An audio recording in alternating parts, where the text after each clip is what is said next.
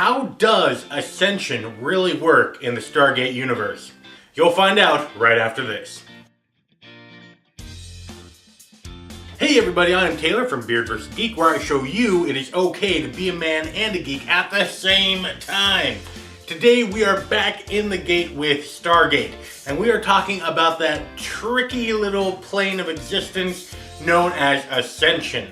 Now, Ascension was first discovered by, well, humans, with the team SG-1 going to the planet Keb in order to search for the Sarcophagus child, which was Daniel Jackson's stepson? But anyway, they found the being Omadisala, and a disciple of Omadisala who was teaching Daniel Jackson about Ascension, about achieving a higher plane of existence. Now, the idea of Ascension has been explored rather deeply in Stargate, as well as talked about and mentioned in Stargate Atlantis and Stargate Universe. But how does it really work? Well, it's tricky. You see, there are a couple different ways that a person can ascend, or a couple of different components. Some, like the ancients, viewed it as a form of evolution, where the natural being plus the spirit-ish got turned into energy and existed on a higher plane of existence. Which to me sounds pretty damn smug of themselves. Ooh, we're at a higher plane of existence. Now, some ancients viewed Ascension as a form of spiritual enlightenment, like the ancient Omadisala, who actually went against the other ancients' wishes and sought to bring other lesser beings to the plane of Ascension, and taught it more of a religious unburdening of your inner cares and worries in order to be at peace.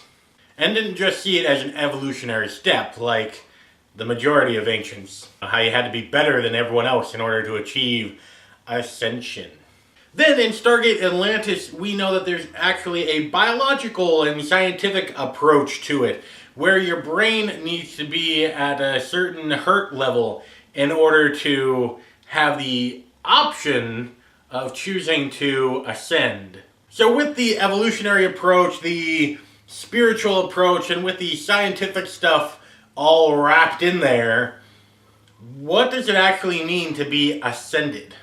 Well, to be ascended means that your spirit and body are a form of energy and exist on a higher plane of existence. We ultimately don't know where that higher plane is. However, we do know that these beings have the capability and the power to not only mess with individuals' lives, but the entire freaking galaxy and universe. It's kind of like being Q, but for Stargate. Now, we also know that you can be part of two different groups. You can either be the Ancients, or you can be with the Ori. And both of them are kind of messed up in their own way. You see, the Ancients have a strictly hands-off approach when it comes to the universe, except on certain cases. They refuse to deal with anything lesser than their own plane of existence. So they will keep the Ori at bay, but they won't, I don't know, deal with Anubis, who was a former ascended being who's trying to conquer the galaxy. That's beneath them.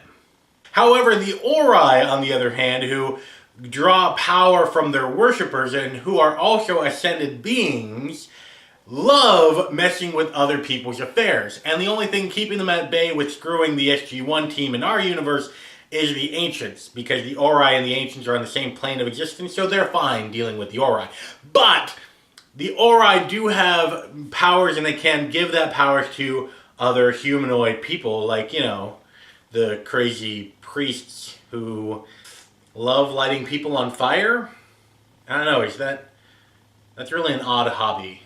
Anyway, when you are an ascended being, you basically have as much power as your compatriots want you to have. And that's simply because of the rules of being an ascended being. However, if you're an Ori, you can do whatever the hell you want, and the other Ori will just pat you on, well, they can't pat you on the back because you no longer have a back. But being an ascended being, either as an Ori who loves power, control, and lighting people on fire, or being an ancient who prefers hanging out in diners and doing nothing, you still have some pretty cool abilities and you get to learn a lot of really cool stuff.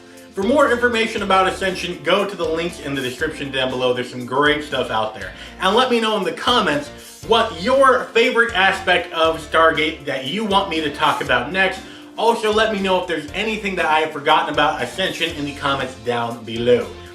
If you like that video, go ahead and subscribe. Great videos like this are coming out every week where I show you it's okay to be a man and a geek at the same time.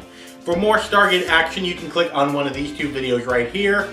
Great stuff right there. You can also go to the channel page for some awesome manliness videos as well. Because after all, if the women don't find you manly, they should at least find you geeky. And until next time, remember, if you immediately know the candlelight is fire, then the meal was cooked a long time ago.